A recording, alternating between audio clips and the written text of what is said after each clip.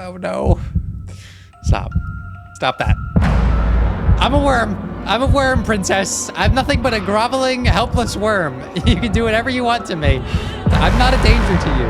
Oh, I don't have a good feeling about this one. Hello, and welcome back to Therapist Plays Slay the Princess. All right, on today's episode, we're continuing with the theme of our second run, which has kind of been about being avoidant of our problems and defiant of the narrator. We're continuing to see that sometimes trying to avoid our problems actually ends up creating more of them, which is exactly how it goes in real life plenty of the time. But on this episode, we're taking a little bit of a different approach to analyzing our decisions, not necessarily being in the realm of cognitive psychology, but something a little more organic. And I would just say, it is not a pleasant experience when your organs are not happy. And I bet that gives you a pretty good idea of where this episode is going. So with that all said, I hope you enjoy. Hello, and welcome back. All right, we are continuing our second run through of this game. And we're kind of building a theme of, I don't want to say like this, the whole playthrough is going to be about avoidance, but it's kind of about like non-compliance. The first time we went through a lot of these paths, it was about trying to have our own freedom of choice and that sort of thing. And we've kind of discovered that that's not really viable a lot of the times. So now we've been kind of playing in the sandbox of like, well, if I can't choose for myself, can I just not choose for this guy? So last time we talked a lot about avoidant behavior as a category of behaviors and how that's represented in a lot of the decisions that we've made. So this time we're not going to try to run away from our problems so much, but we are going to try to be antithetical to them in some sense, right? Because avoidance, again, is not just mean running away or disengaging. Sometimes avoidance is actually really important, but it also includes choosing things that may even be against your own morals or values because you find like pursuing them leads you to some discomfort, right? This is all about avoiding pain, okay? Which we've kind of tagged the narrator with as his main approach to everything. So, let's see what we get into this time. You're here to slay her. If you don't, it will be the end of the world. Okay. We've explored a lot of this. Thanks for telling me what to do. Yeah, we're going with a non-compliance perspective right now, right? And not necessarily targeted at the narrator specifically, but we are like in a defiant sort of mood, right? That means we may defy the shifting mound. We may defy the princess at times. We may defy our own voices when they appear, right? So this is the attitude I feel most connected to right now. Thanks for telling me what to do. Don't mention it. It's all part of the job. Okay. Being slick with me. Make your short path to the cabin. You'll find the princess within. Okay. A warning before you go any further. She will lie, she will cheat, and she will do everything in her power to stop you from slaying her. Don't believe a word she says. You know what? I've heard this line of dialogue so often now. Imagine an inversion of this dialogue, but like for the narrator. Like imagine we started off in the cabin with the princess and the storyline was like, you're in a dungeon and on the outside is a narrator and he wants to control your life, right? I feel like this could be inverted to say like to the narrator, he will lie, he will cheat, and he will do everything in his power to get you to slay me. Don't believe a word he says. Like you could hear the same thing coming from the other side, basically. Just kind of interesting. We're not going to go through with this, right?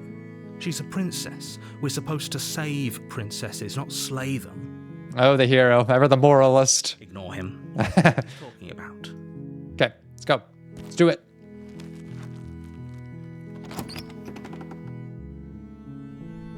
The interior of the cabin is almost entirely bare. The air is stale and musty, and the floor and walls are painted in a fine layer of dust. The only furniture of note is a plain wooden table. Perched on that table is a pristine blade. And now here comes the most crucial decision to any path in this playthrough. To take the blade or not to take the blade. How can I justify that I will take the blade?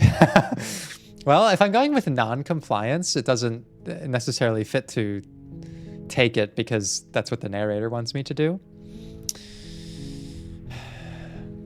But I also know that every time we go in there, we're going to end up with the blade in the room anyways.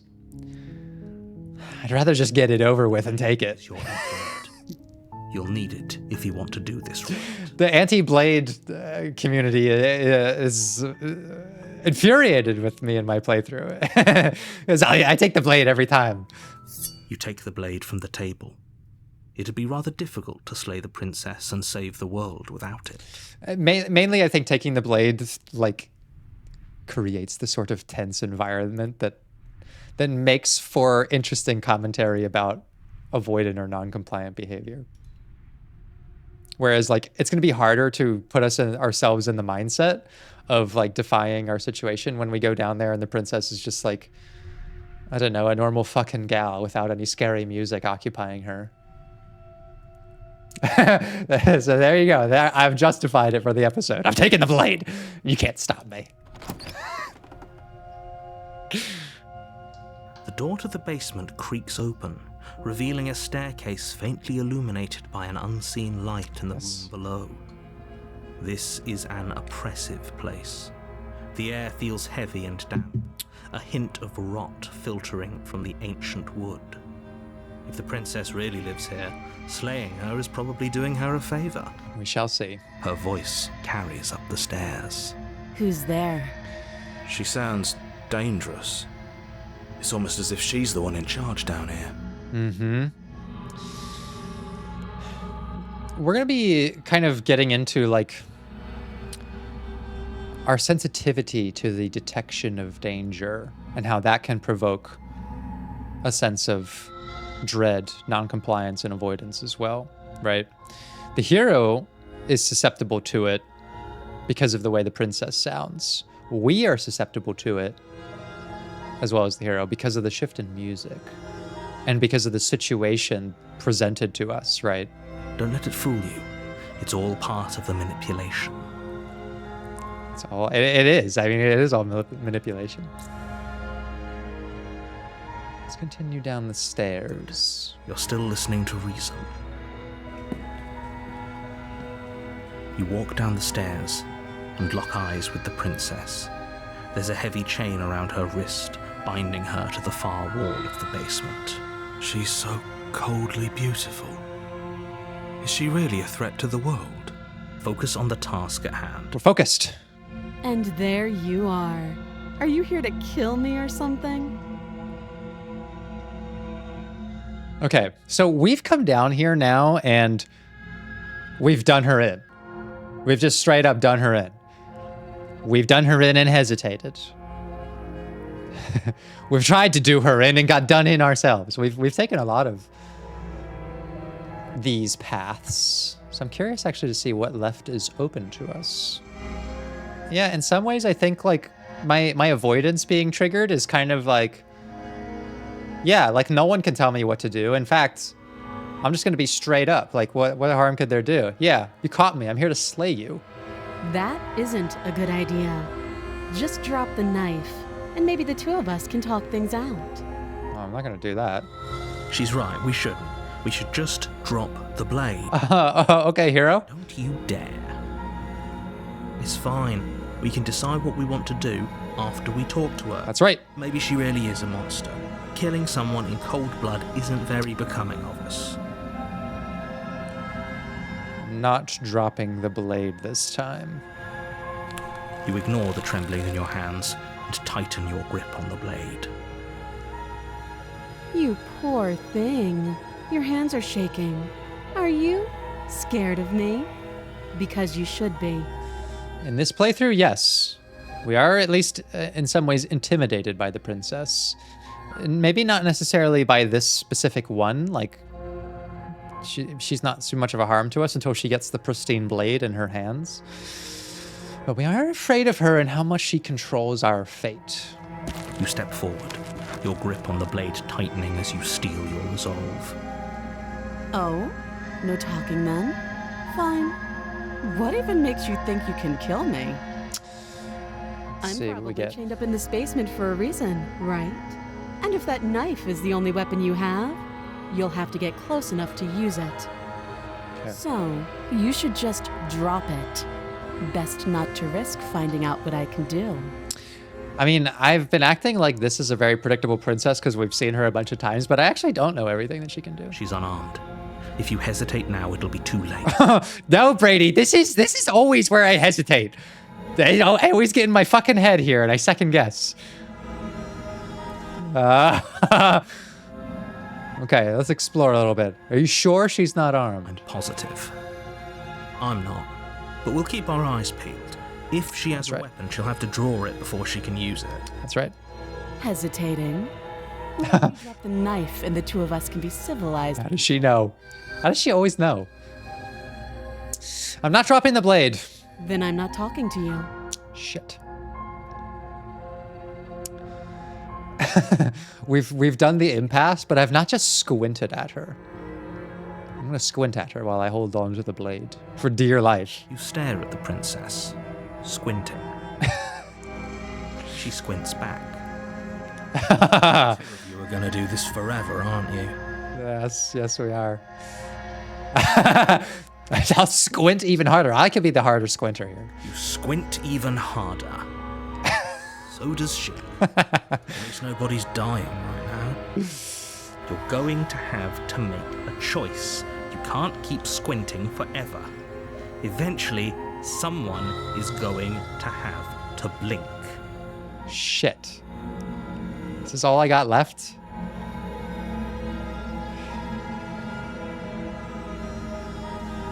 Okay.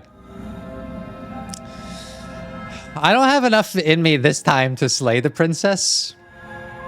I feel like being in the non-compliance perspective, I can't justify yet following through with the narrator's intentions for me to slay her.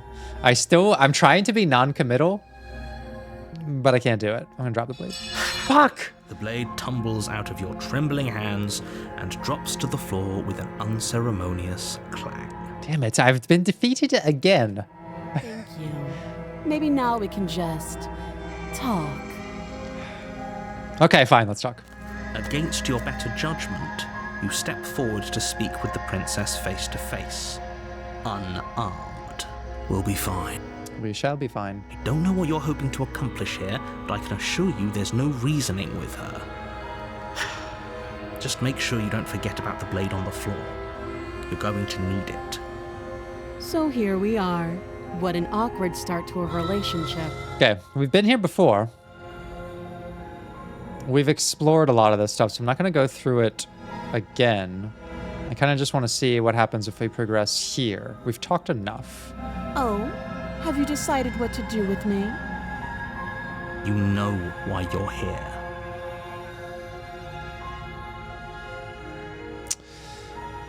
So this is probably, yeah, the three. We've tried this. we've tried this. We've tried this. We've never tried this. We've never tried just like abandoning her. Like last time we abandoned the cabin altogether and found out that we didn't really have a choice. We're going to the cabin whether we like it or not. But I don't think I've tried like locking her here. I'm going to keep you locked away down here, at least for a bit. We can get to know each other while I decide what to do. That seems like a pretty good compromise. Like a compromise. Leaving her alive is too risky. If you don't deal with her soon, she will find a way out. One way or another, I'm going to find a way out of here. You can make it easier for both of us if you help. This is where I start to feel threatened. And if you don't... I can promise that you'll come to regret that decision. You have to make a choice. Let's hope for all our sakes it's the right one.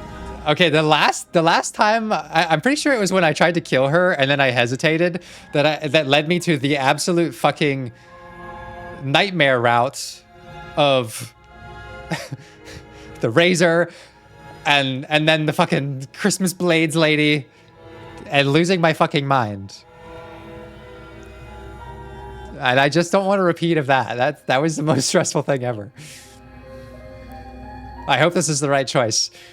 I'm locking you down here. I know you think this is a fair compromise, but it isn't. No one wins. I can't commit. I can't do it. I don't have enough conviction in being avoidant to follow through with anything in particular, so I'm just going to abandon everything. It's a chance we'll have to take. We can make this work. If we just stay here and keep watch, no one has to die. You're making a mistake. I believe her somehow. You turn your back to the princess and make your way to the stairs. Oh, looks like we've grabbed the steel dagger. It won't be long before I slip these chains. And once I'm out of here, there will be hell to pay for leaving me behind. I believe her. I believe her because I know going into the second chapter that this creates a vengeful princess. Slip these chains? She can't, right? She needed our help to get out of here. But do you hear the conviction in her voice? No way. I don't think she's bluffing. I agree. She's not. I believe her. She has more conviction than I do. Either way, she dropped her mask, didn't she? You can still turn around and finish the job. I was afraid I'd already committed. No. We're sticking to the plan and locking her down there. Fuck this. Fuck you, narrator. Fuck you, princess. You'll be the death of all of us, but fine. Have it your way. That's right. You close the basement door, locking it behind you and quickly barricading it with the heavy wooden table that once held the blade. Ah, old friend of the steel blade. The wooden table. Okay. We can make this work. You settle in against the far wall to watch the basement door. Okay. Is she gonna bust out of there? It isn't long before you start to drift off, your eyelids heavy with fatigue. What? But sleep doesn't come. Instead, your rest is broken by a piercing, wailing voice calling out to you from the other side of the door. I know you're still there. Why don't you make things easier on yourself and let me... No. Oh no. This is what avoidance gets you, folks. Face your problems, or you'll end up like I'm about to. It's not like this little door will hold for very long anyways. It's probably a good idea to try to get back on my good side. I knew I was creating a vengeful princess. Which has led to some bad. It led us to the razor, but it also led us to some good. It led us to the witch, and eventually to the thorn, which was healing. Maybe we'll get some healing out of this next route, too. She sounds terrifying. Like she's less of the princess you saw and more like something out of a nightmare.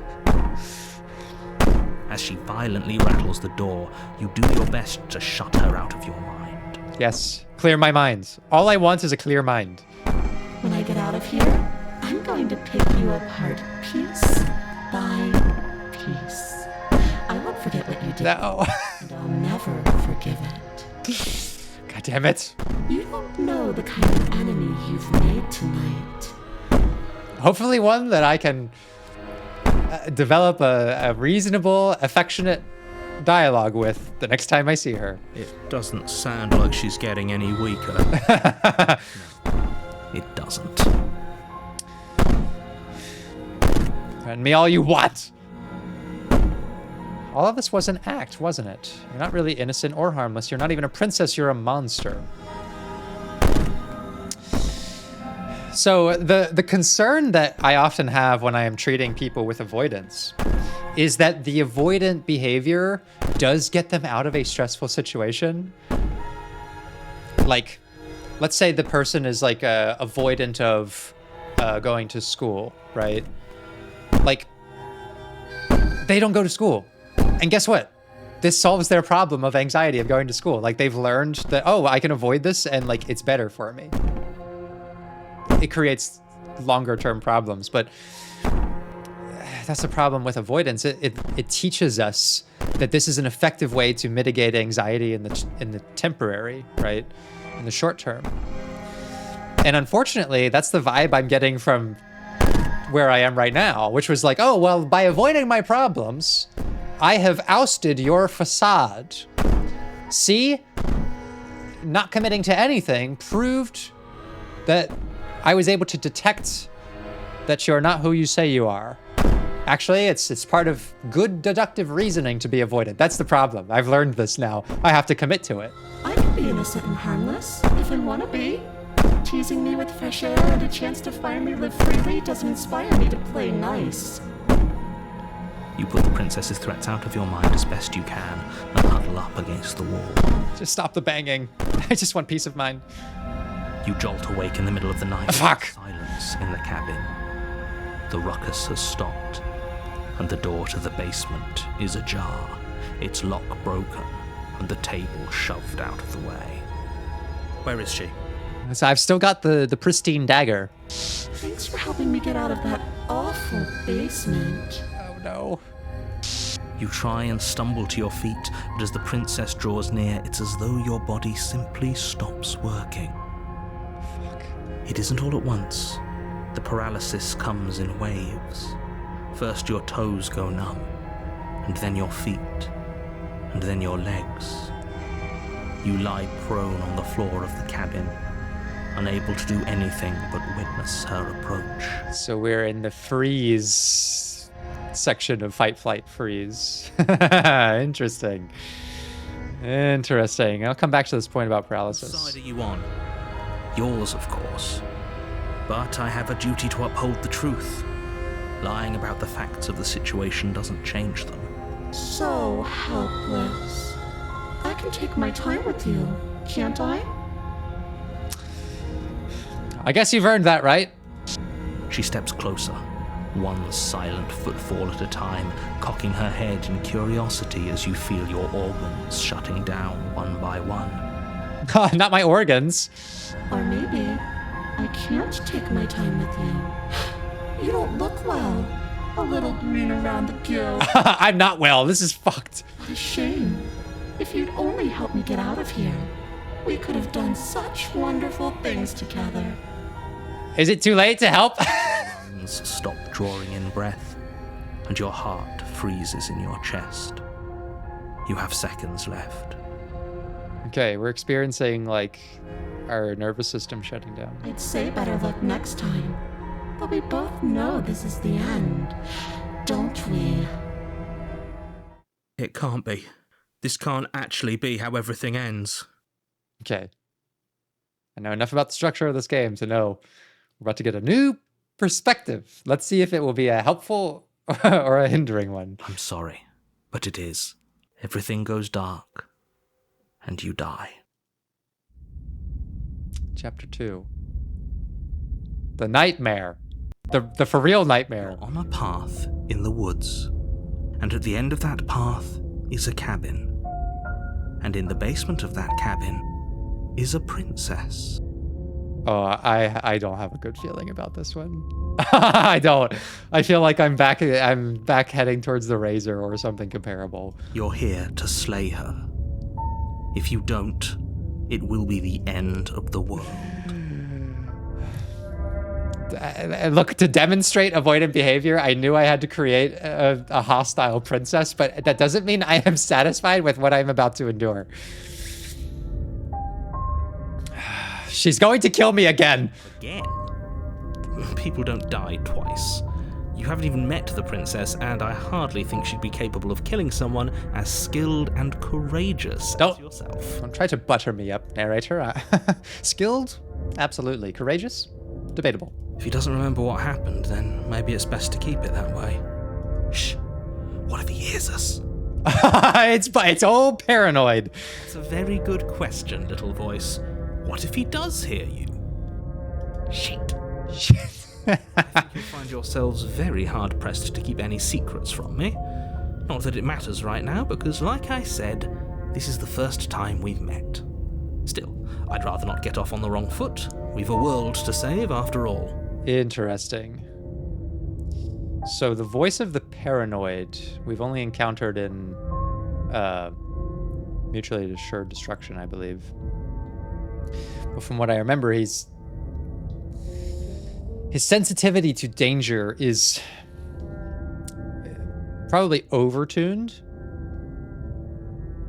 But we do have reasonable cause to be paranoid of like what we're about to find. So I'm not counting his rationale out just yet. I think we'll have to learn a little bit more about how his perspective interacts with our own before we do our analysis. Okay, we've explored this before. I guess we could leave. Yeah, fuck it. Why not? That's in the spirit of being avoidant. The paranoid is not going to be driving us up to the cabin. Certainly. This is good. I was worried you might fall for his shit again, but this is good. Whatever answers there are to be found, they aren't here, and they definitely aren't there. Mm-hmm. Seriously? You're just going to turn around and leave? Do you even know where you're going? Nope. I'm actually pretty okay with the world ending. I relish the coming of a new dawn beyond our own. Gonna go walk in the opposite direction now. Yeah, I feel like that's appropriate. It's just sticking to the Defiance perspective. There won't be a new dawn if the world ends. There'll just be nothing forever.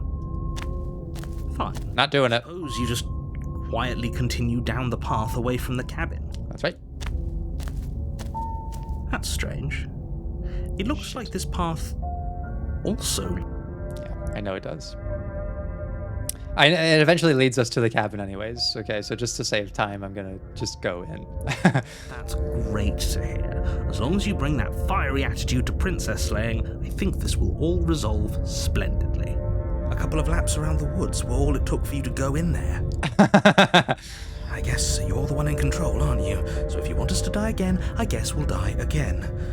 Good luck to all of us. You don't know, paranoid. You could be wrong. we could find a non-vengeful princess in there. What do you know?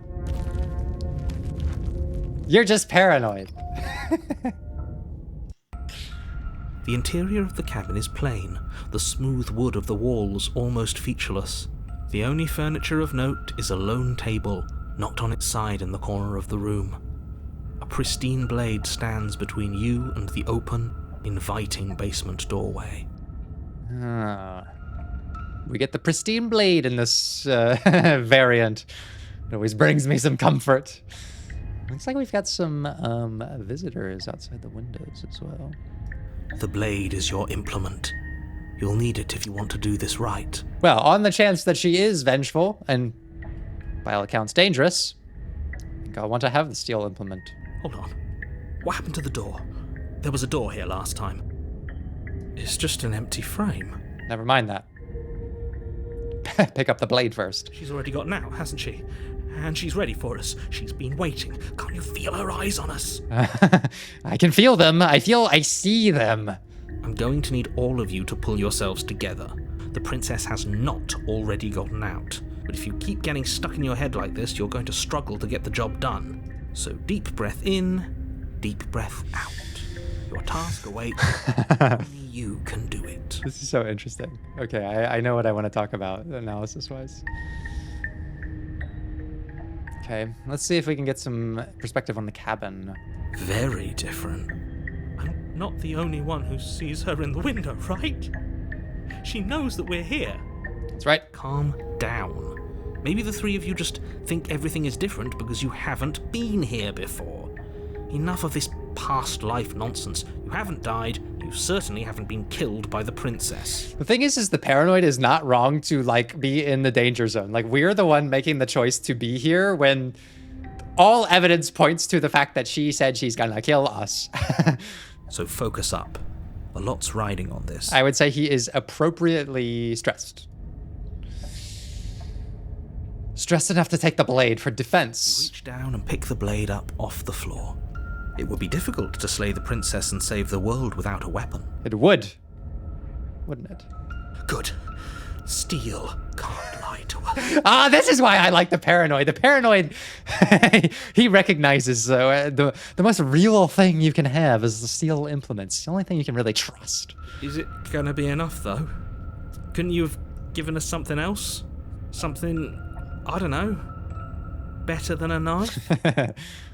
Could we have a bomb? I don't know, Hero. The steel blade has gotten us through some really tough times. The blade is the only thing you need to finish your task. You're more than capable of pulling this off, so long as you don't lose faith in yourself. I can tell you there's a very good chance of that happening, though. Those are the words of someone who knows he's sending us to our death. If nothing else, we can always use the blade on ourselves. Let's take a look at the mirror. You walk up to the wall next to the empty basement door frame. It's a wall. There isn't much to see here. What are you talking about? This isn't a wall. It's a mirror. Or at least it'll be a mirror once we wipe off that layer of grime. Okay.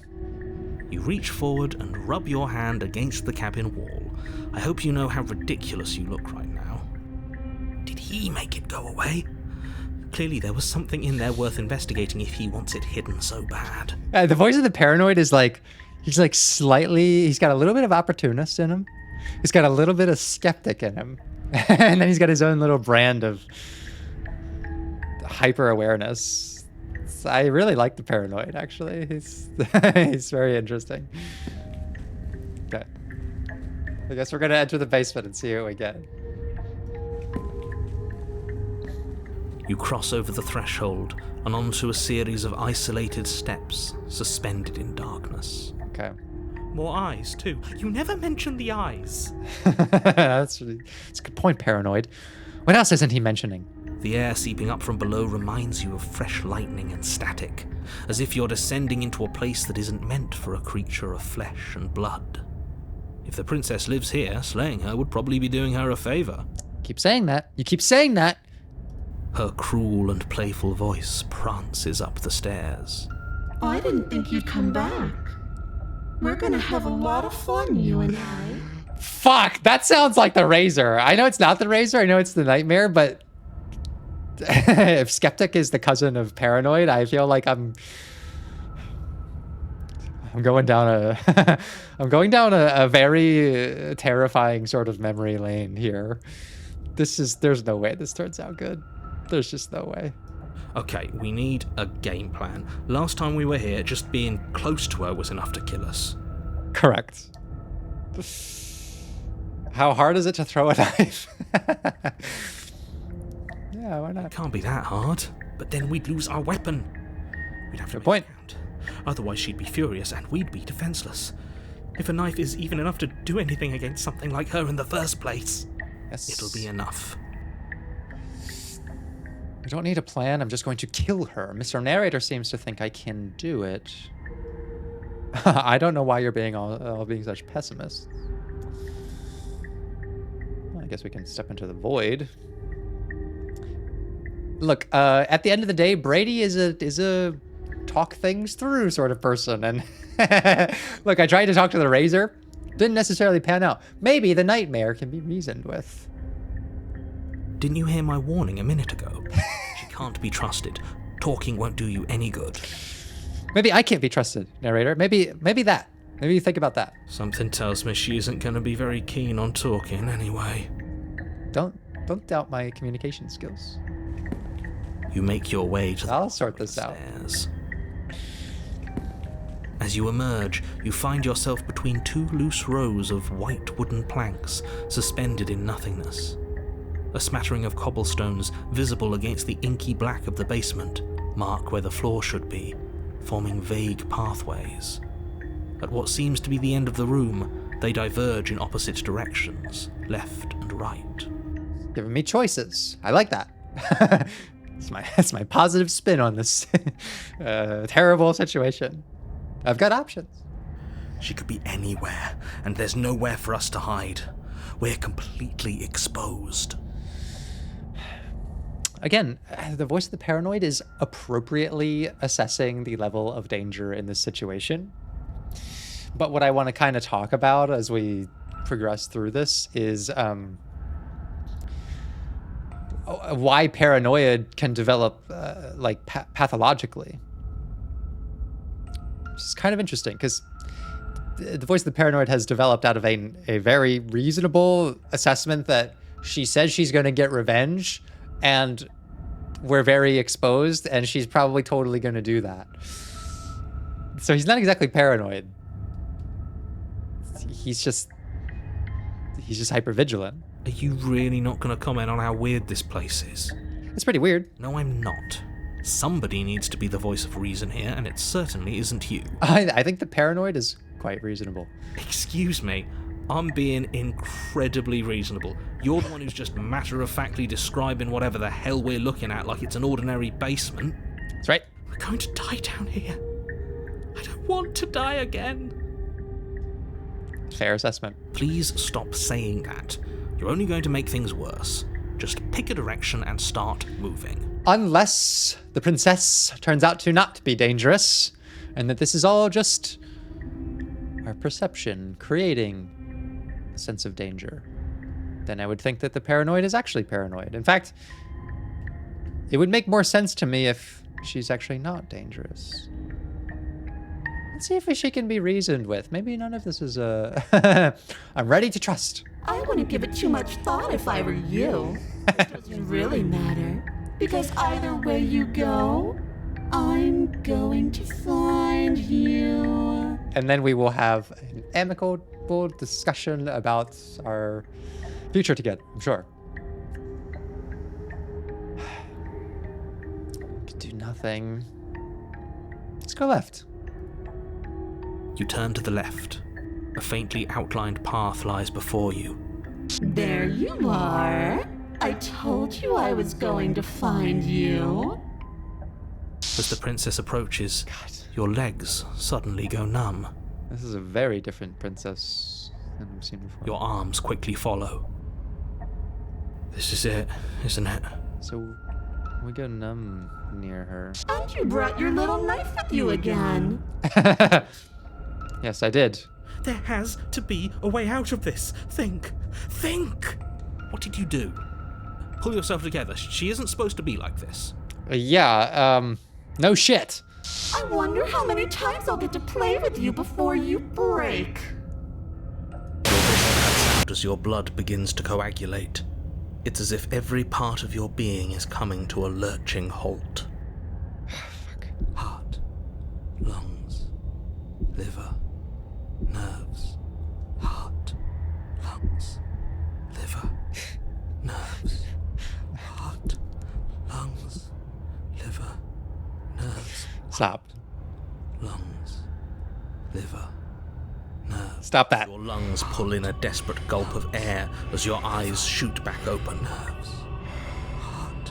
What are you doing? I'm working. Do you want this body to function, or do you want... And then experience stops once more as your body reapproaches death.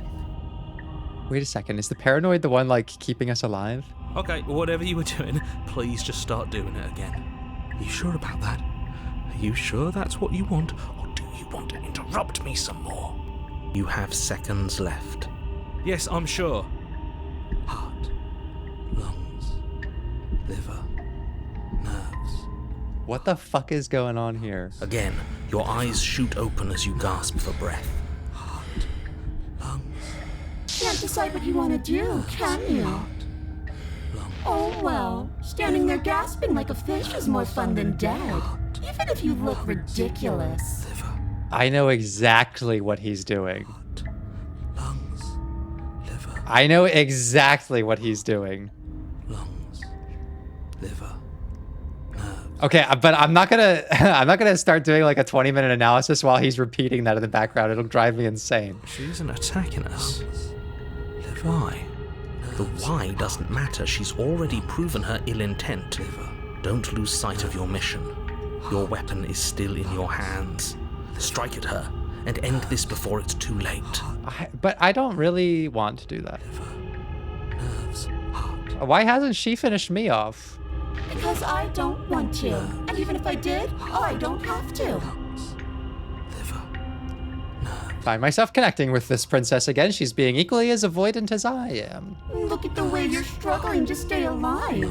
It's taking everything you have to keep your heart pumping right now. And I'm enjoying the show. Oh, it's not really because she's sympathizing with us. She's enjoying our self-torture. The princess leans forward, bringing her masked lips close to your ear. If I want to see you gone, all I need to do is break your concentration. Heart, lungs, liver, nerves. Heart, lungs, liver, nerves. She slowly runs her velvet glove across the base of your neck. It feels like static. And then... Shit, make her stop. Hey, snap out of it. Okay, deep breath, we're fine. Heart, lungs, liver, nerves. Dude, the paranoid voice of the paranoid is the most effective voice we've seen yet. He's like literally keeping us alive. He's not sidetracking us. He's not getting baited by like pretty cat girls. Actually, that was me, not the opportunist. He's actually being effective in a stressful environment. What a fucking wonderful person to have with me. Your back, lungs, liver, nerves, heart, lungs, liver, nerves. Let's go. Let's survive the shit out of this. One moment, and then you're gone. Just like that. And there's the fear. She pulls away. But that wouldn't be very fun, now would it? I've already done that. Liver, nerves, heart, lungs, liver. Okay, I get a chance to talk. Lungs, liver, nerves, heart, lungs. What happened after you killed me last time? Heart, lungs, nerves. If you want to work together, can you at least turn off this whole organs shutting down situation? I am what I am. It's not my fault that you can't handle being around me. Liver, nerves, heart, lungs, Interesting. nerves, heart, lungs. We don't have to be enemies. We can work together. We can be friends, even. People who watch this playthrough must be so frustrated. Because I like stick to two paths typically. One, I take the dagger. Two, I always try to find a way to trust the princess, even when she's clearly not trustworthy. Look, these are my two paradoxical natures. Sometimes people be like that. I always want to take the blade to be able to defend myself. But I also want to talk things out. Look, we can be friends. I want to be friends with this princess. She seems cool. Would you look at that? You're suggesting exactly what I want. Somebody's ahead of the curve. Yeah, exactly. Okay, maybe getting her on our side is another way to survive the situation. Clearly, fighting is not going to do it. I tried to leave while you suffocated, but that stupid cabin wouldn't let me. So I started to drag your body out with me, and then, well, you died before I could get to the door. And then I was here, and now you're here too. I don't think I can move without you, and dead doesn't count. And as much as I love what we have going on, I have bigger plans than tormenting one poor little creature forever. I want to leave. Interesting. Okay. I'm not doing any of this. I'm not helping you leave, and I'm not going to try and kill you. So do your worst. This would be pretty non-compliant. But I also really appreciate the paranoid Nerves, heart, lungs, liver, nerves, heart, coming in clutch to save us. heart, lungs, liver, nerves, heart, lungs, liver, You know, we had a pretty good outcome when we let the Spectre go free, and this is kind of like that. Well, what if I do let you out? What happens? No, definitely not. If you're what I need to leave this place, chances are you're pretty useful. I think I'll keep you right by my side. A little good luck charm to make sure I stay free. That doesn't sound so bad. lungs, liver, nerves, It doesn't sound so bad. And it would be defying the narrator to be friends everlasting with the nightmare. Don't worry, I'll make sure to take good care of you. I promise. Okay. Why not? liver, nerves, heart. If you need me alive, why did you threaten me on the stairs? Why didn't you try being nice to me? It's a good question. Me. I'm being nice. You're alive, aren't you? That's because the paranoid is keeping us alive. And you died of fright as soon as you saw me last time. I didn't think keeping you alive was an option. But it looks like that's not a problem anymore. At least not for me. You seem miserable. Heart, lungs, Damn. I was not expecting the nightmare of all princesses to come in with like the therapeutic observation. heart, I feel seen. nerves, heart, lungs, liver. Okay. Nerves, heart, lungs, liver. Well, let's see what she says Nerves, heart, lungs, liver. about this whole end of the world business. Destroy is such an unenlightened way of putting it. So sudden, so violent, so little nuance. Heart, I have to agree. I'm not going to destroy the world, but I am going to hold it in my hands and squeeze it. I'm going to make it afraid, just like I've made you afraid. heart, lungs. The world needs fear, doesn't it? Every terror I bring would make the good times so much better. Well, I'm practically doing a public good. So what harm is there really in letting me out? Lungs, Okay. You know what? I don't necessarily agree, but I can appreciate her reasoning. lungs, liver, nerves, heart, lungs. People will die if you do to them what you've done to me. Everyone dies eventually. They're all full of wet, writhing things, and in the end, each and every one of them gets unwound. And then those things get to become a new everybody. Just to come apart all. Okay. Okay, so death and rebirth is her angle. All I want is to be there for it. I want to watch it happen. And maybe do a little unwinding myself.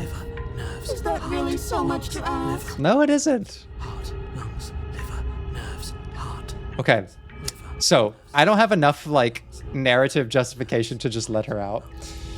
Nerves, But I also don't have enough narrative justification to kill her right away. nerves, heart, lungs, liver, nerves, If I'm going with like the paranoid, nerves, and I would maybe I should have talked about this a little bit before we engaged with her, but I'll discuss him in nerves, a moment. lungs, Whenever he stops chanting his little survivalist mantra, lungs, liver, nerves, I'm gonna act in a way that I think the paranoid would appreciate, lungs, liver, nerves, heart, lungs, liver, nerves, which is with a little bit of deception. nerves, heart, Fine, you win. I'll let you leave. nerves, heart, lungs. What? Liver, nerves, heart, I knew you'd come around. Oh, this is going to be so wonderful. heart. No, I'm not going to let this happen. Before you can utter another word, your body stops moving, and Do you think you can just wrest control away from us? This body's barely functioning as it is. Doesn't the world end if we fail to stop her? Won't letting us die here just make it end faster? I love the paranoid. He's taken control. Shit.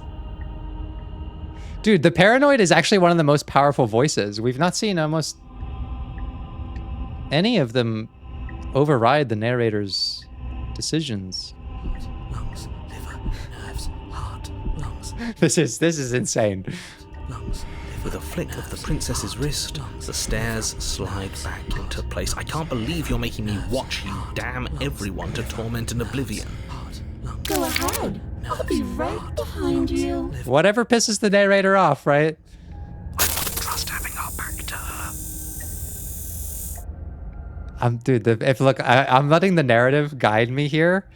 If the paranoid is in control of the narrator, he's kind of in control of me. You're not wrong, but maybe you should let me handle the feedback. Just focus on keeping us alive. Right. Heart, lungs, liver, nerves. Besides, I get the feeling she's telling the truth. She needs us alive. Yeah, she won't kill us. Nerves, heart, How about you go first? nerves. What? Are you scared of turning your back to me? You don't have to be worried that I'm going to do something bad. You're too important to me now. I'm a little worried about Princess. Besides, what if I lost track of you and dropped the stairs on accident? I wouldn't want that to happen. And I don't think you'd want that to happen either. So go on. Go ahead. She urges you forward, like one might a reluctant pet. Okay, fine. I guess we have no other choice. You place a shaky foot on the first step and begin your ascent from the basement. You can feel the static prickling of the princess on your neck, your limbs buzzing with pins and needles, an uncomfortable and constant reminder that you exist, and that your existence is so very precarious. Yeah, we're hanging by a fucking thread. You're almost there.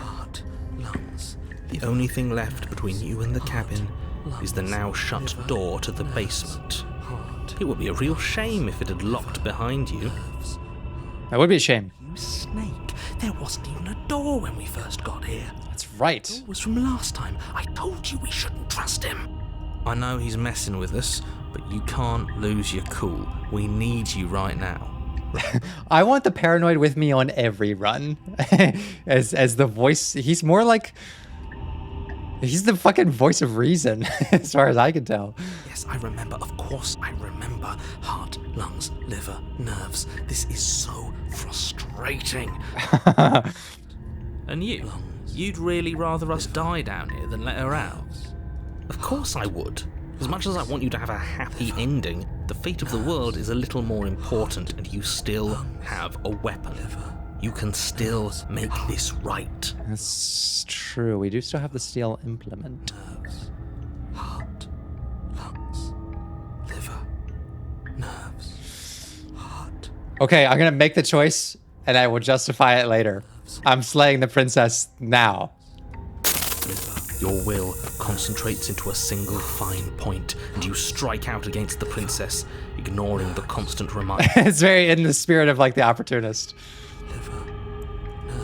She doesn't even move as the blade sinks into her heart. This is my strategy all along, princess. We did it. We actually did it.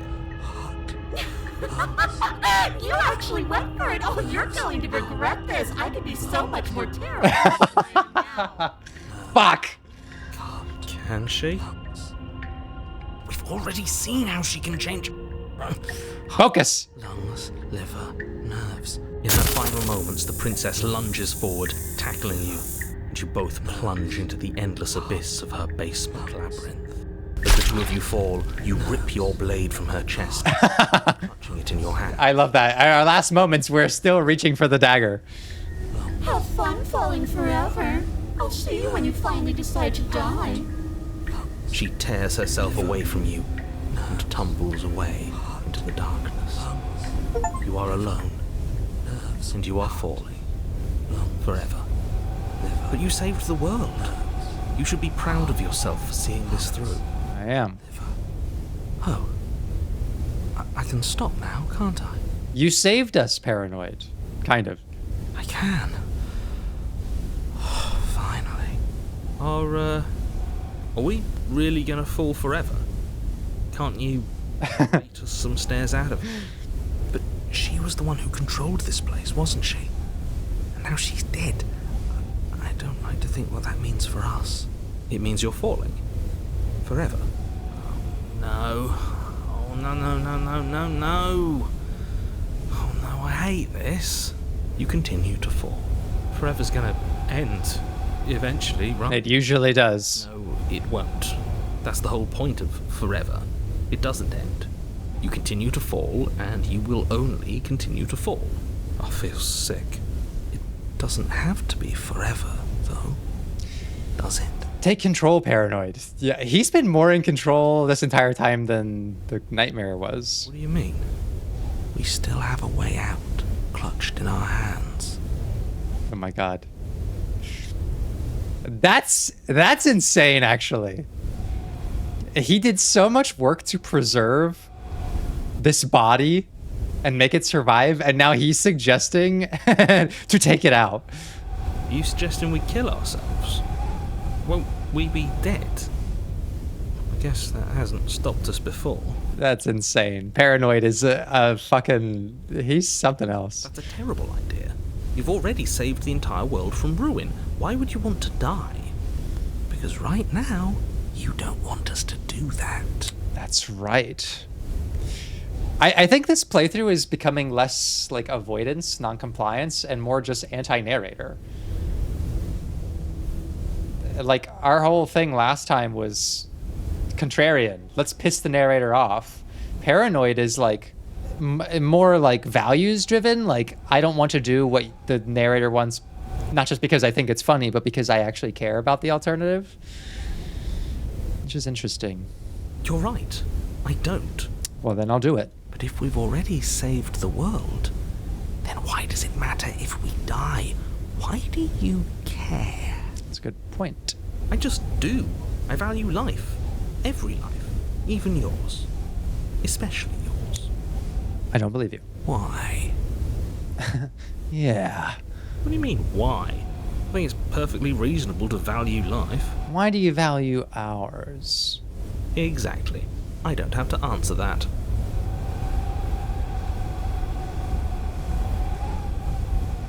Am I not a creature of biology? Won't I starve or die of dehydration? That's a grim thought, innit? But I suppose you're right. You are a creature of biology. Something will happen to you before forever comes along. We don't have to starve to death falling through an infinite void. You have our way out.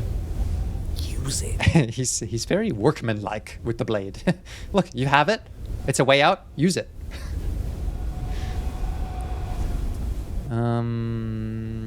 But I've got the best company I could ask for. You guys. Oh, you could do a lot better than us. You know what, Paranoid?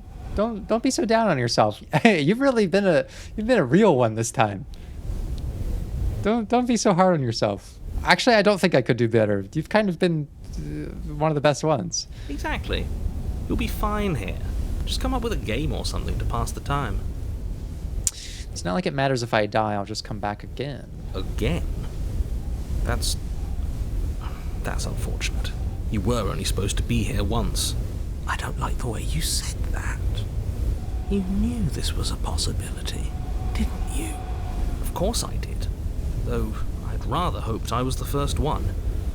That explains a lot, though. Oh, you bastard. How much are you not telling us? Plenty. But it's all in your best interest. And the world's. And mine. She's dead and we're falling forever. How could telling us your secrets possibly hurt anyone? Good point, hero. Still coming in with the occasional reasonable take. It just can. Look, this world is saved, but if you start over, for all you know, you're just putting another world in danger. You barely managed to land the killing blow here. What if you don't manage it next time? Well, if there's so many worlds, then why does it matter if one of them's kind of scuffed? I've already said too much, really. You won't get another word out of me on the subject. Okay. Are you stuck here with us? I'm stuck here with you. I wish I weren't. Feelings mutual.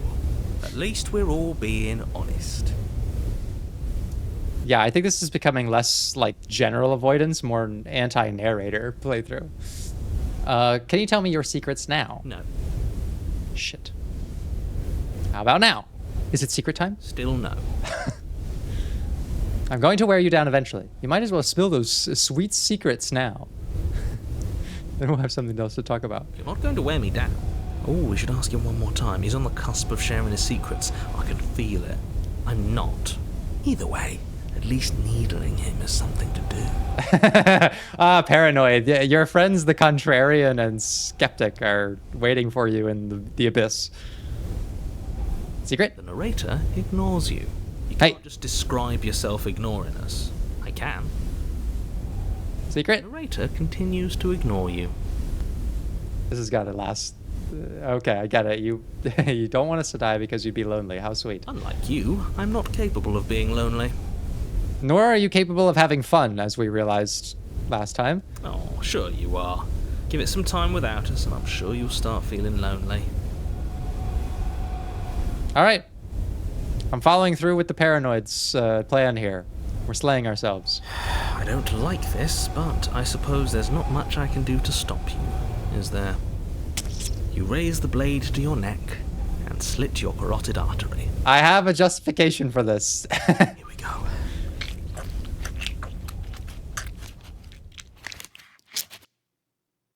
Okay, that was a very unpleasant sound. You'd better get this right next time. Do you hear me? Don't blow it. Okay, I guess that means we're going into a chapter 3, doesn't it? Everything goes dark, and you die. Oh, great. Chapter 3. The Wraith. You're on a path in the wood. Shit. This really doesn't end, does it? It doesn't matter if we kill her, it doesn't matter if she kills us, it just goes on and on and on and on and on. Still looking for a way out. We've tried doing it our way, and we've tried doing it his way. I think the only way left is hers. What? Yeah, my favorite, my favorite two are here. The opportunist and the paranoid. Oh, this is gonna be great. Are you suggesting we let her out? Why shouldn't we? It's obvious she's the one with the real power here. We might as well ingratiate ourselves to our terrifying new overlord. I can't disagree. Oh, opportunist. I have been waiting for your sensibility this whole time. Okay, so you've already been here. More than once, even. Great. So you probably already know all about her and all about the threat she poses to the world. Yes. Then let me remind you how catastrophic it would be if you helped her leave in any way. If she gets out, the world ends and everyone ends with it, yourself included. See, it's that last part I'm not so sure about. We've ended twice now.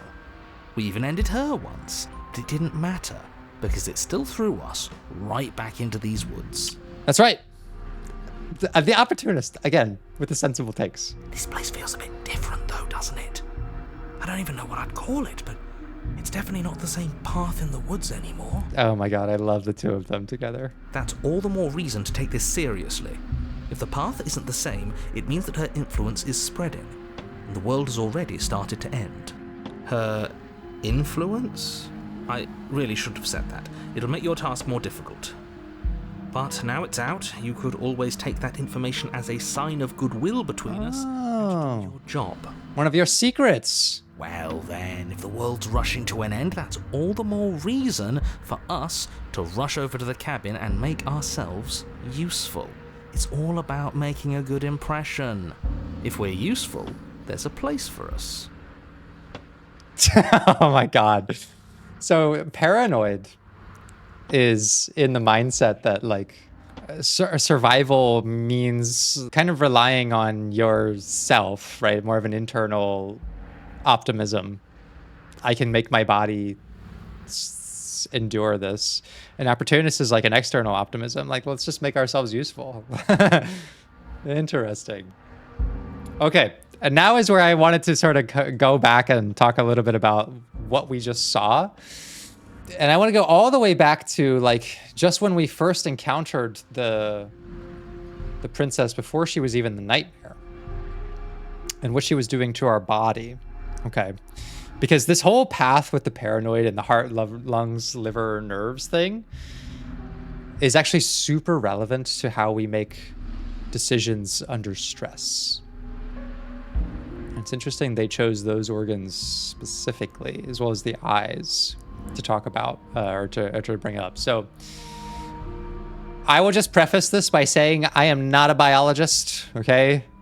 I'm going to address this subject from a psychological perspective, mental health perspective. So for the biochemists, physiologists, experts out there, I'm going to skip over a ton of nuance to this stuff. I'm really thinking about this more psychologically, right?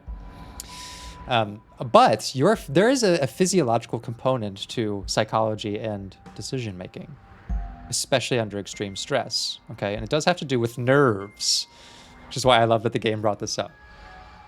So for this, we have to actually discuss the nervous system, okay?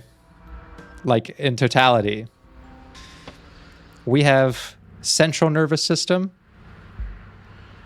which is your brain and spine. And then we have the peripheral nervous system, okay? And we have a bunch of components to these. There's the somatic and the autonomic system. And in the autonomic, there is the sympathetic and parasympathetic nervous systems. Okay, so very simply, somatic stuff is kind of like your five senses, right? Like when you're smelling something, tasting something, seeing something, that's being taken in and then sent to the brain for processing. And then the brain sends a signal back for some sort of reaction. So like if you were to put your hand towards like a hot stove and your body starts to sense that this is dangerous, like your sense of touch starts to like notice that this is painful, right? Like that's causing an interaction here. There's a conversation going on between the central and peripheral nervous systems to be like, hey, get the fuck away from that, right? So that's kind of your somatic system, and you have a lot of choice over this system, right? Not complete choice, let's say, but you know, if you wanted to like not look at something, you can close your eyes, you can plug your nose, you can not touch things. Your brain interacts pretty substantially with this system in a more direct way. Your autonomic system kind of does its own thing, right? And it does talk to the brain, but in a very different way. So these two parts, the sympathetic and the parasympathetic, they kind of have different priorities. One, we can say, deals with our body when it's active, and one at rest, right? When we need to be active, when our body needs adrenaline, when we are in the fight or flight state of mind, the sympathetic nervous system is the thing that takes over, right? It's like designed to help us make quick decisions and basically to enhance our abilities in stressful situations. So why this is so interesting for what we've seen here is that the voice of the paranoid kind of lives in this system, right? What happens when the sympathetic nervous system is engaged is your organs start to react. Your heart, your lungs, your liver, your nerves, your eyes, they all have a reaction in both of these systems, okay? The sympathetic nervous system is designed to make you act in like response to danger, right? When the somatic senses pick up like some sort of danger or something, it's like, hey, there's a fucking mountain lion. There's a demoness in front of us, right? Like, get ready. So all of these things start to try to enhance themselves, right? So the heart rate will start to go up. The heart rate starts pumping blood faster, right? Your eyes will dilate, okay? They'll expand. Your pupils will expand so that they can capture more light, right? So that you can have a keener perception. Your lungs will relax in a way that lets you take in more air, right? You can hyperventilate more in case you need to run or exert a lot of energy. Your liver, it kind of like starts storing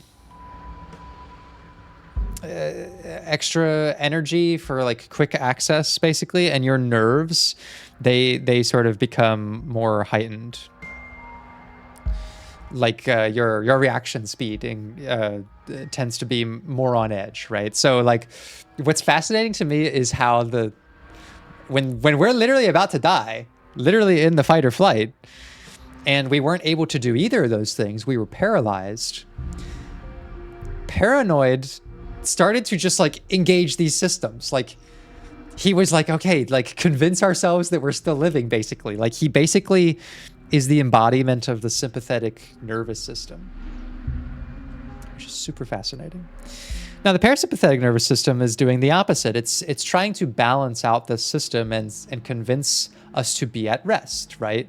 After the crisis is over, our heart rate goes down. Parasympathetic nervous system helps with that. Our pupils will contract, right? So that less light needs to go into them. The lungs will tighten, which actually makes it easier to breathe. The liver stops doing what it's doing over there, and your nerves, they kind of relax, right? So again, very, very simplified. But the reason that this has a psychological component is because this is like impacting our decision making, right?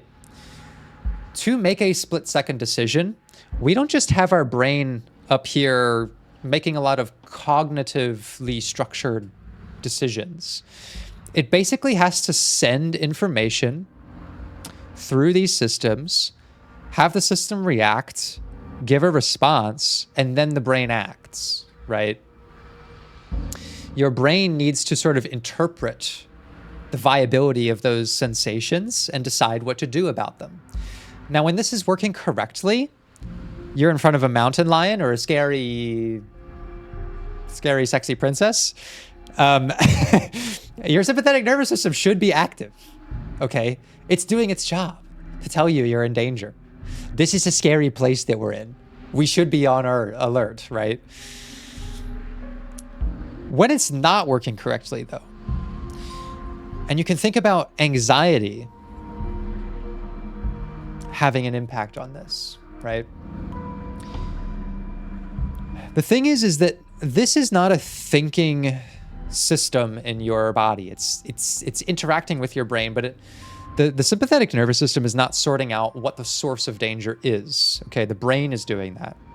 The sympathetic nervous system is going to react the same way, basically, whether what it's engaging with is the presence of a dangerous animal or an uncomfortable conversation. So when anxiety starts to become like hyper anxiety, it's the same system. These things can happen. When you have a panic attack, you're basically going into the same kind of like system shock, right? Even though the stimulus is disconnected from the reaction that we get, right? There's no mountain lion. I'm just like in the grocery store, but I'm having a panic attack, okay? All this stuff can start happening, right? If you've ever like been told that you're in trouble, your heart rate probably goes up, right? You may have shortness of breath. You might become tense, okay? All of that can happen, and anxiety basically makes this overstimulated, right? It's overtuned to stressors, and it's convinced that having a scary conversation is as dangerous as being in actual harm's way, right? So I look at the voice of the paranoid, and I don't think he's overtuned. I think he's appropriately terrified in this very dangerous situation, right? But it does tell us, it does reflect something interesting about the psychological aspect of all of this, which is that while we don't control these, like you can't think your heart to increase. You can think about something stressful that it causes your heart to increase, but you can't like I'm waving my hand around. You cannot like accelerate or decelerate using thoughts your heart rate. You can't dilate your pupils. Your thoughts do not control this. They send signals that this has to sort of interpret them and send things back, right? It's kind of like a black box in that sense. It's a little scary that as someone who kind of struggles with control, especially health anxiety, not being able to control this very important system, kind of scary. However, you can introduce things that will cause reactions here. So for example, I can't cause my pupils to dilate, but I can go from a bright room like the one I'm in into a dark one. I can make that choice up here in my brain, and my pupils will dilate. They will react that way. When they go into the dark, they expand to capture more light, right? I can go for a run. My heart rate will increase, right? I can do the same. My liver or my lungs will relax and take in more oxygen. So you can't control these systems, but you can do things that cause them to become active. And that's essentially what the paranoid was doing. He was like accessing cognitively stimulations somehow that were causing this system to like function in a way that is like still fighting for survival, which is so fucking cool the way they implemented that. The reason I bring this up for psychology purposes in my work is often to say that, look, if you were to, you can really fuck this system up, like really badly, if you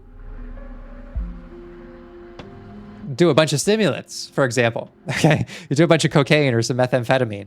Guess what? This system thinks it's constantly being chased by a mountain lion. Lots of methamphetamine can introduce psychosis. Constantly being on edge, drugs or not, puts you in this state of constantly feeling like you need to be in a state of reactiveness to threats. You're probably not going to be sleeping a lot. And you're going to become more paranoid, which is kind of fascinating. I do think that the voice of the paranoid in this specific context is like completely justified. Like this is working correctly. He really is in danger, but that's how paranoia might actually manifest, is an over-tuned sympathetic nervous system, whereas the parasympathetic nervous system just never gets time to do its job. Like, it's really not used to resting if we're staying up all night and we're constantly on the lookout and we're constantly catastrophizing, right? And so there's a couple ways you might want to treat this if you have a overactive sympathetic nervous system. Like if you have a lot of anxiety, or you catastrophize, like, what if everything goes wrong? What if my mom is trying to kill me? Like whatever paranoia you develop, right? The treatment for that is, well, it could be a number of things. There's lots of approaches that could deal with it, but some very effective ones are cognitive behavioral therapy, dialectics, mindfulness, right?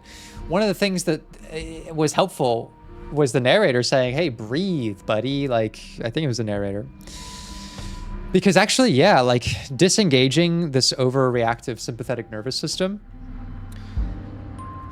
your thoughts are not like always strong enough to deactivate whatever stressful spiraling of thoughts that you're in. The first thing that you want to do is try to just engage enough of this system by doing some like abdominal breathing, for example, breathing from the abdomen. Because when you're stressed, you breathe from up here, right? And you want to breathe from like your abdomen, your belly, because that's what you're doing when you're at rest. So you're basically trying to convince this system to start activating. Now, you don't want to be doing that if you're being chased by a mountain lion or you're chased by a princess. I'm talking about like if you're just sitting in your fucking house and you're having an anxious panic attack, then yeah, you want to re-engage the system, right? You want to convince the system that this does not need to be active. You're not in fight or flight. You're not dying. You want to engage this, right? So you might do some breathing. You might do some mindfulness. Once you kind of get a little bit more control over that, you can start dealing with like, well, why did this get overreactive? What are the core beliefs and the patterns of thinking that led to the overstimulation? And one of my perspectives on that is like, you got to learn to be an observer of your thoughts, not always a participant. Okay. And what I mean by that is you don't have to participate in every anxious thought that you have. You can learn to sort of step back and observe the coming and going of these hyper stressful things. Like, oh, I just noticed that I thought about my mom trying to kill me. And not chasing that thought to its conclusion. And, well, yesterday she was staring at me while she was chopping onions. And what if she has her own pristine blade and like whatever? Like, you're participating in a thought that's like not a very high quality thought to begin with, let's say. And you become more of an observer to these things, more of an objective, neutral viewer, rather than like letting yourself visit the conclusion of every crazy thing that passes your mind. And this is really hard for people who develop actual paranoid personality disorder because they participate in everything. They participate in every single thought that comes to their mind about like who's trying to do them in and who's trying to take something away and who's trying to exploit them and who's looking at them weird and like who's in my mind, right? Like both paranoid and delusional disorders are, there's a lot of difficulty with this. So it's really hard, right? This is mindfulness exercise, but learning to observe your thoughts and not participate in them is one of the effective treatments for all of this. But yeah, I found this like, it's kind of an odd situation because, like I said, the voice of the paranoid is not really that paranoid, at least as I've seen. He's quite reasonably distressed and acting accordingly. But that is how paranoia starts, an overtuned sympathetic nervous system. Now, there is also one other aspect of this that I'm gonna bring in to help justify why I stabbed the princess at the last second, which is that doing this whole thing, taking in impulses, processing them here, sending them to the brain talking back, sending somatic signals so that you can react, right? Like, although it happens in split seconds, it's actually very slow relatively to your reaction time. So we actually have something that bypasses all of this, that's way, way faster. And that is our reflexes. So think about when you're at the doctor and he taps on your leg and your knee naturally goes up, right? It's just like a thing that vertebrates do.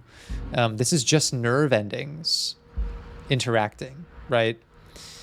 There's no thinking involved, and that's not a stress response. It's our reflexes. We have something called a reflex arc, which instead of going through this like really long process of kind of going back and forth and making decisions about how to react to things, the signal actually never travels to the brain at all. It goes straight to the spine and kind of like bounces back off into like your reaction, basically, right? Like your reflexes are not a thinking part of the decision-making tree. They bounce directly off the spinal cord so that you can react immediately in times of extreme harm, right?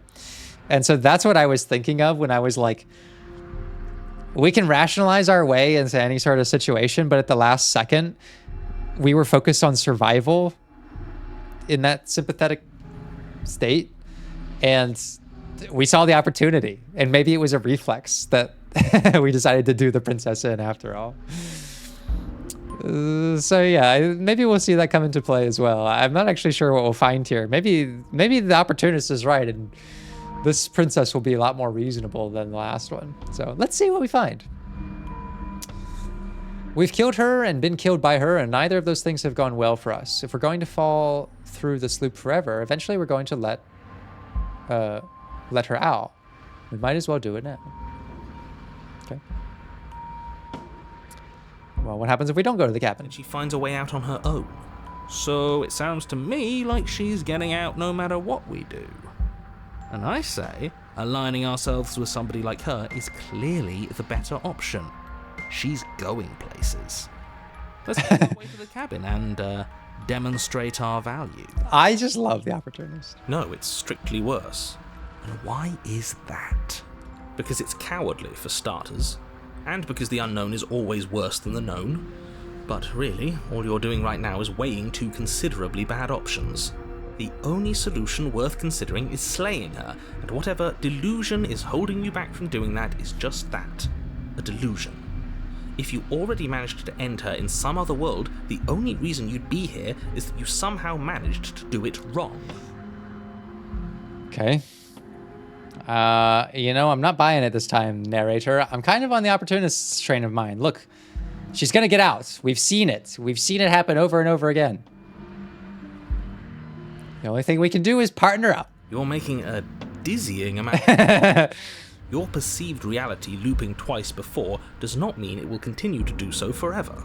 Those little voices have already drawn attention to the fact that even the path is different. The world itself is at a tipping point. Know that there is always a choice.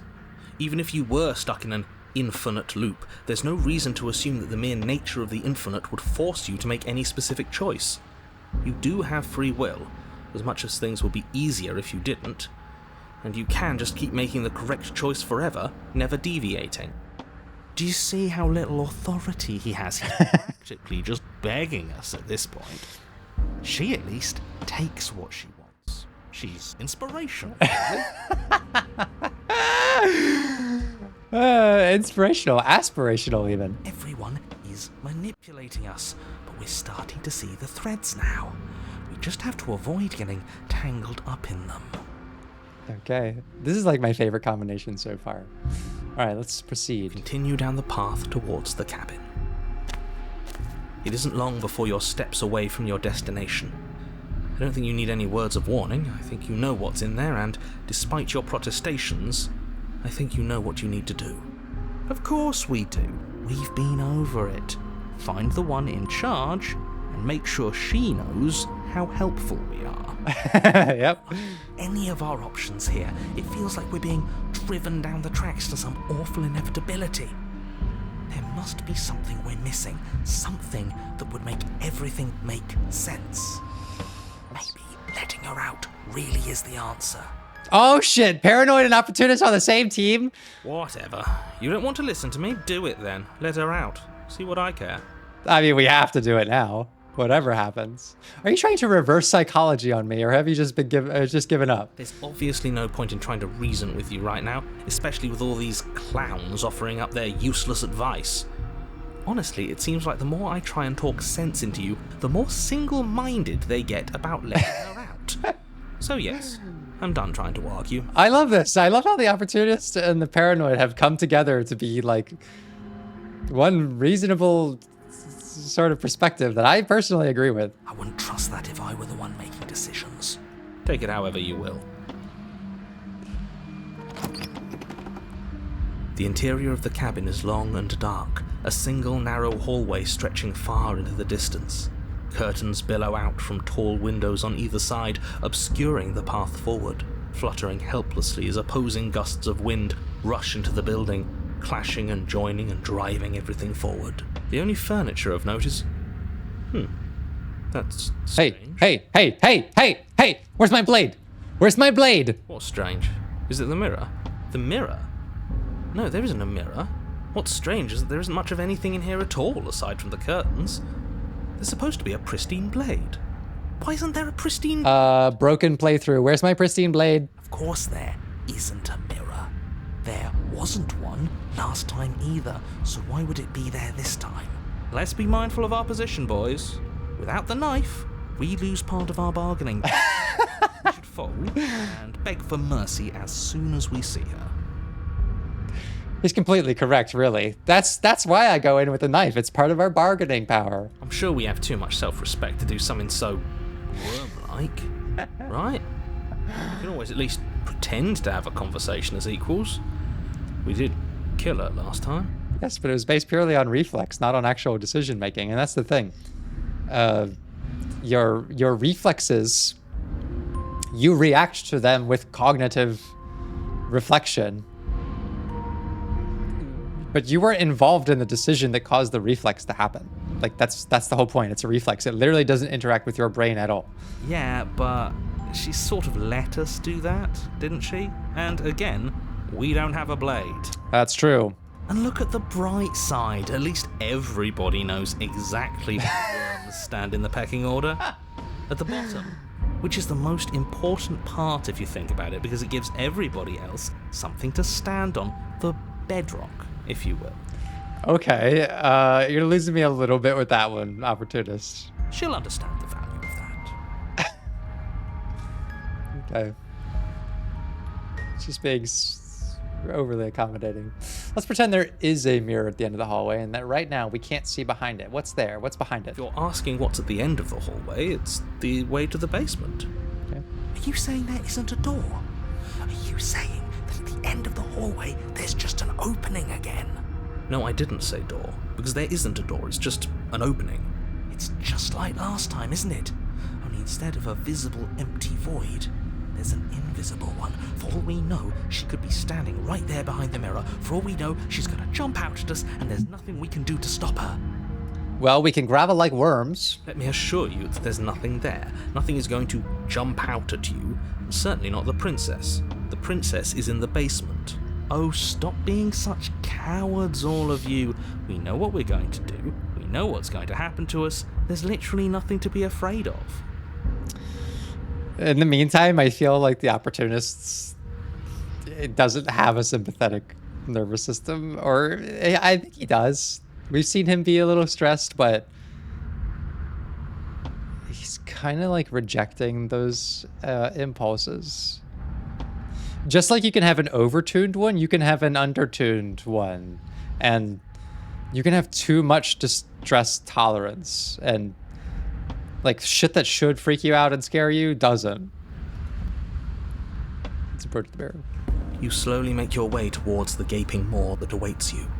Your fraying nerves buzz with trepidation, the chill wind raising your hackles as it gently pushes you forward towards the darkness at the end of the hallway. You can't shake the feeling that you're being watched. Oh, do we? Do we feel like we're being watched? I hadn't. Admitting to it now. Someone's gonna coming around to the paranoid now. Who says being watched is a bad thing? If we haven't done anything wrong, we don't have anything to worry about.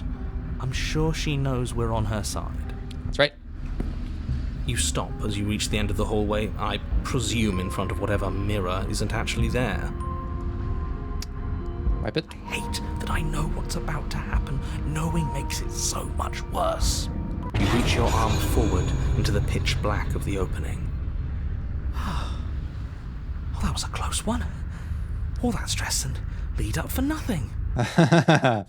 Helplessly staring into the void. I'm glad I made a lasting impression. Shit, where is she? You feel something long and frigid coil around your ankle. Your heart skips a beat, standing in muted shock for one long, frozen moment. And then it, she, the princess, constricts. Your bones snap. Okay, paranoid. Be paranoid. Icy I'm a worm. radiates up from the break, a deep cold flooding your veins as your legs, numb with the shock of it, collapse. And you collapse with them. I'm a worm, princess. I'm nothing but a groveling, helpless worm. You can do whatever you want to me. I'm not a danger to you. You're met with the terrifying visage of the princess. Her hand grips your leg in a steel vice, her grin carved jagged from ear to ear, crowded with far too many long and crooked teeth. Oh, we're so fucked. You killed me last time. And that was after you tried to lock me away forever. I was so close to freedom. But then you took my body away from me. Yeah, we kind of did, didn't we? So now, I'm going to take yours. And I'm going to walk it out of here. And you get to watch me do it. Completely helpless. Just like you left me. I can't say we didn't earn this reaction from her. Great, we're all on the same page. The part now is that we let her know that we're completely on board with this. That's right. I'm ready to be a worm. Are we? She clearly hates us. I'm not sure letting her in is a good idea. Not like this. Oh, you don't have second thoughts. This has to happen. It's clearly the only way we save our skin and get out of here. Ignore him. Have those second thoughts. Have them now. I'm a victim in all of this too, you know. And sometimes victims become the same as their victimizers. Just because someone hurt you doesn't mean you get a free pass. I agree. Funny how she says that like it's a bad thing when it's exactly what she's doing right now. Someone tells me pointing out the irony wouldn't do much to help us. Oh, but I bet the opportunist wants to. You should be. I still have a use for you. Being mine is more than you deserve, really. I'll bet the opportunist likes that. I never wanted to hurt you. I don't even know how I got here. But you did hurt me. Twice even. And I'm not letting you do it again. Enough talking. We'll have plenty of time for chit-chat once this place is far behind us. You remain pinned to the floor of the long hallway as the rest of the princess's body emerges. Her proportions all wrong, limbs bent and curling, moving in ways that defy your understanding. Her torso stretches until her face is practically touching yours, her neck cracking audibly as she twists to look at you from a fresh angle. God, the bone sounds are killing me right now. Are you sure you can't do anything to help us? Can't you, like, manifest a rock right on top of her head? And crush you along with her? Not that I even can manifest a rock. Besides, I thought you all wanted to free the princess. I'm still on that. Not like this. You don't even have a weapon. So I'm afraid true. you're out of luck, which unfortunately means that I, and the rest of the world, are out of luck too. Look, she's mad at us. I get it. There's nothing we can't clear up after she possesses our body.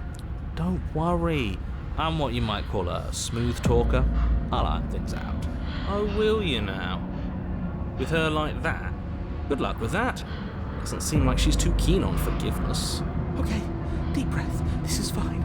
This is fine. This is fine. Yes, see, he's trying to engage his own, like, parasympathetic nervous system now. The paranoid comes in clutch when we're ready to die. Is there any conceivable way that this is fine? Yeah, I'm right. This is fine. It's better than last time. At least our organs aren't failing. At least I can actually talk. Your vision fades as she tears open the membrane of your soul. not my soul membrane. You're awake. Eyes once again fixed on the long hallway, your vision swimming as the princess's command reverberates inside your skull. Her voice is all-encompassing. You feel wrong. I feel very wrong. I don't like when the princess is mad. So cramped in here. Like there's some sort of growth trying to push us all out. Wait, is she in my body? I know. You rise to your feet, though the pain in your ankle is blinding. Your body slumps against the wall, desperately leaning into it for support. Oh, fuck. Did she take us over? The two of you are being incredibly rude. Hi, hello, welcome. I live here, along with him, and... Well, I've never been clear on whether or not he lives here. It's very welcoming to our new house guest. I don't think this is helping. We should try to keep a low profile. Yes, that is right. It is helping you. It's too late for anything to help you. I just want to tell you how great a job you're doing. You're a real go-getter, really seizing destiny by the throat and making it yours. It's the kind of gumption a guy can really admire. Oh my god, Opportunist.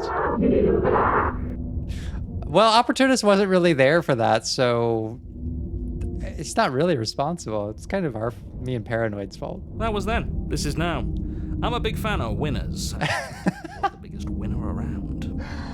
Oh my god. I'm a big fan of winners too. Even if you're nice to me now, but I won't forget what you've done to me. I've already taken everything I need. Shit, and we don't even have the fucking blade to stab ourselves this time. I'll have you know that as soon as we wound up back in the woods on this go-around, I suggested that we free you. I'm on your side. You're only on my side so you can stab me in the back again. But that is never going to happen. Well, the narrator has plunged the steel implement into the story before. Maybe he can do it again. At the end of the day, I just want a job. I figure if he's right and you're going to end the world, there's got to be something else coming after all that. And I want to make sure I have a place helping you run it. As a kingdom of the worms. I think you should stop talking.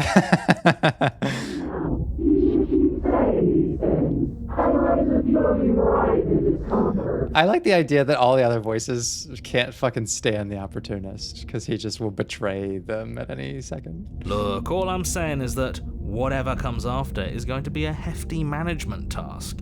You don't want to do all that alone. And we are the only people you know. Possibly the only people left alive once you've done whatever it is you're going to do. So you'll have to hire us. We're going to die. No, we're going to do something worse than dying. She's going to torture us out of existence, and it's all going to be your fault. All I'm doing is reading what you've sown. We don't have to let her out. I've been storing up a little bit of will since she forced her way in here. Take it and throw us all into the basement. It's better than giving her what she wants.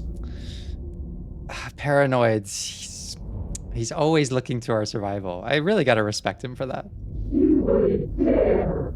Move now. Your body, still slumped against the wall, God. trapped between the princess's overwhelming will and the blinding pain of your splintered ankle, takes an excruciating step towards the cabin door. The movement is stiff, your body reduced to a marionette, pulled reluctantly along by your strings. It's not that bad. The pain feels good. Because I know you feel it too. This is just fucked.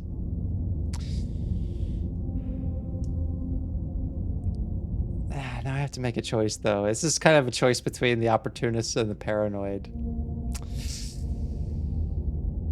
I think if I'm going with, like, playthrough consistency, I feel like defiance is still in our nature. We're trying to avoid the problem. We're trying to move away from pain as much as possible, right? Like, that's been kind of our remit this whole time, and we know that we're going to be in lots and lots of pain. As much as I love the opportunist for saying that he's willing to subsist as nothing more than worm bait for the princess, I just don't think it would be fitting to what we're building here. So we're going to have to throw our body into the abyss. In a single moment of overwhelming willpower, you tear your body from the wall and hurl it towards the gaping abyss. Yeah. I won't let you do that. Yeah, we've created this nightmare, literally, and now we have to be responsible for it. Capillaries burst and muscle fibers tear as you and the princess struggle over the reins of your body.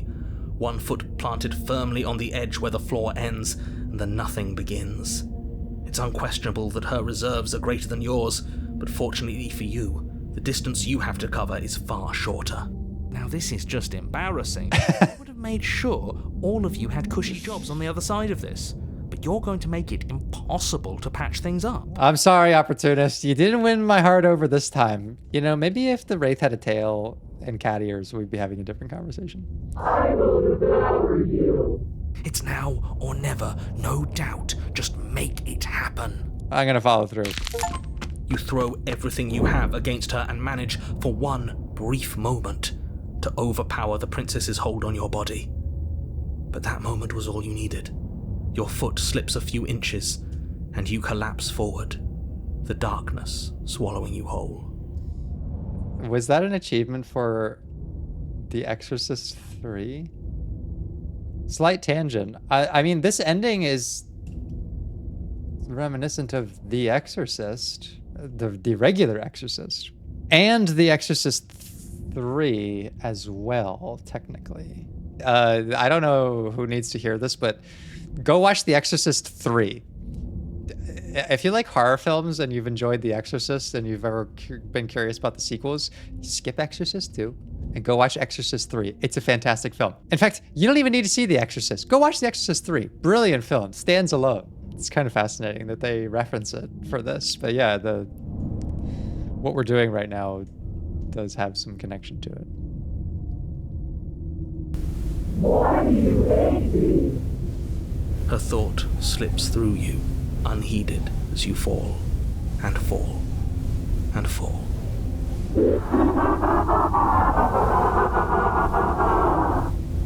And now we're just going to be falling endlessly forever with our tormentor and the narrator and the fucking annoying opportunist who I love, but he is annoying and paranoid. Like, what a fucking combination to be stuck with for eternity. I thought we already fell forever. Yes, but now we're falling with her. She doesn't get an easy way out this time. Just like we didn't get an easy way out last time. I don't think this qualifies as saving the world, but at least you didn't ruin it. Guess that's true. What happens now? What do you mean what happens now? You wanted this. But I want to know what he thinks happens now. Yes. Now it's secrets sharing time, narrator. I'll be sure to find that out. Why? What do you know that you're not telling us? You should pay better attention to your head. You left.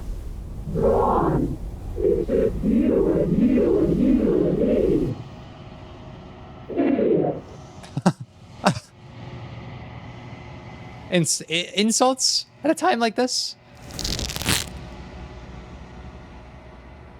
Terminal velocity ceases, and you feel a something, a mass, a growth, torn out of you. You and the princess look at each other for a short moment. What's happening to me? I'm sorry, princess. I am responsible for turning you into this. I really fucked her up good this time. By abandoning her, locking her in the basement, tricking her into going with me, and then slaying her, and then and then thrusting ourselves off of the precipice. We're being a real asshole this playthrough.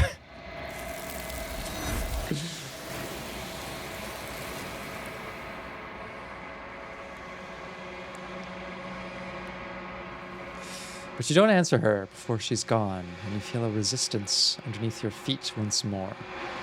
Memory returns. She's gone. Where did she go? Should we try and find her? And there's that mirror again. Why is it here? Why now? Of course, you're scared.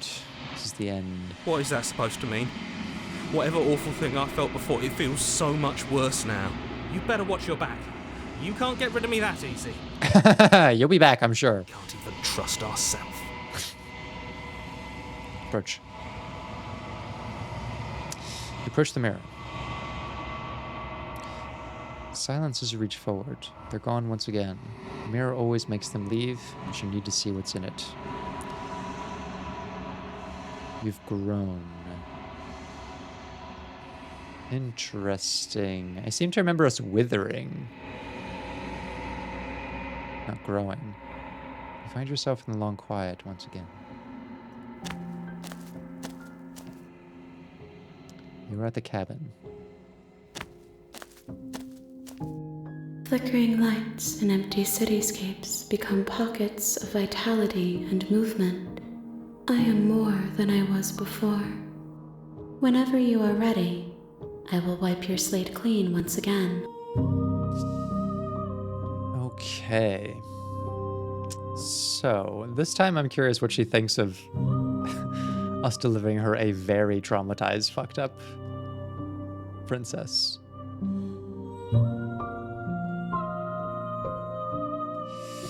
Do you have any thoughts on this vessel? This one is loneliness turned to seething. She could not find her strength in others, so she found it in herself. She will make for a driven heart. Yeah, I have to agree that while she's terrifying to us, like, we're the ones who created her, obviously, because of our actions. And we rejected her, basically, at every step of the way. We rejected her by not really conversing with her much in the cabin, by locking her alone. And we convinced her to go with us, to trust us as the nightmare. We defied her nature by surviving and then betrayed her. And then, even as she tried to pull herself out of death, just like the paranoid did, we ended up interrupting that by killing ourselves in her. It's pretty dark. Do not mourn her. She isn't alone anymore. And that's true. That's true. We've brought her home to the other princesses, other highly damaged ones. What does it feel like to change? Eyes close in reflection. Perspectives meld together, and the breadth of my experience stretches to new corners. There are contradictions, conflicts in my nature, and there are familiarities that bind everything together. It feels correct. This is what I need to be. This is the only path forward. Okay. We've explored a lot of this before. Okay, I'm ready to go back. I await your return, but it will give me time to reflect on what I am. Yes. We're creating quite a damaged shifting mound this time. We will meet again. Okay. A driven heart. You're on a path in the woods, and at the end of that path is a cabin. And in the basement of that cabin is a princess. All right. That is going to do it for our episode today. And I feel like we're continuing with the theme of like, the more we try to get ourselves out of trouble and move away from pain, the more we end up actually finding more trouble and more pain. So it's not exactly working out the way that we might want to, being avoiding, which is actually quite thematic to what I was getting at the beginning of the second run here, which is that the more you avoid things, the more likely you are to actually amplify the thing that you are trying to avoid. So next time we will try something new, and do keep recommending like general directions to go in. It's been pretty helpful in kind of thinking about like how to get different outcomes than what we've seen so far. So with that all said, I hope you enjoyed, and I will see you